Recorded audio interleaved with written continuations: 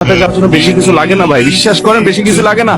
ইমানটা ঠিক রাখেন, 5 ওয়াক্ত নামাজটা সুন্দর করে পড়েন, বড় বড় কবিরা গুনাহগুলো থেকে বেঁচে থাকেন, কোন মানুষের হক নষ্ট করবেন না, টাকা পয়সা নষ্ট করবেন, হক নষ্ট করবেন না, আচরণ খারাপ করবেন না, মানুষের দুর্ব্যবহার করবেন না, আত্মীয়স্বজনের সম্পর্ক বজায় রাখবেন।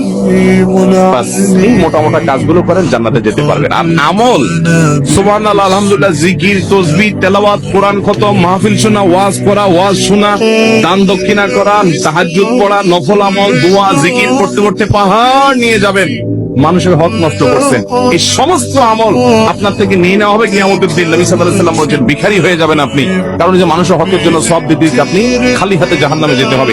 এজন্য মানুষের হক কখনো নষ্ট করব, প্রতিজ্ঞা করব তো ইনশাআল্লাহ, কোনদিন মানুষের হক নষ্ট করব না, বোনের হক নষ্ট করব না, ফুফুর হক নষ্ট করব না। আপনার বাপ চাচারা আপনার ফুফুর হক দেয় নাই, এরকম অনেকে আছেন না? নেই। ওই সম্পদ বংশ পরম্পরায় আপনার ভাগে আসছে, কিন্তু আপনি জানেন আপনার ফুফুর হক দেয় নাই। আপনার দাদার সম্পদে আপনার ফুফুর হক ছিল কি ছিল না? আপনার দাদির জমি জমা থাকলে সেখানে আপনার ফুফুদের ভাগ ছিল কি ছিল না? বাপ চাচারা দেয় নাই, বোনদেরকে 2-4 বেলা খাওয়ায়া, 2-4টা শাড়ি কিনে দিয়া, পাম পট্টি দিয়া টিয়া।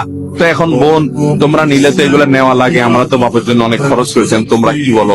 তো বেচারিরা শর্মায় পড়ে বলে, না থাক ভাই, আরে কিছু লাগবে না, থাক, আমাদের কোনো দাবি না, আর কিছু ন চাই। আছে না নাই? এই পাটপারি করে কুকুরদের হক, বোনদের হক মারবো না, কর্মচারীর হক মারবো না, কোনো মানুষের হক মারবো না।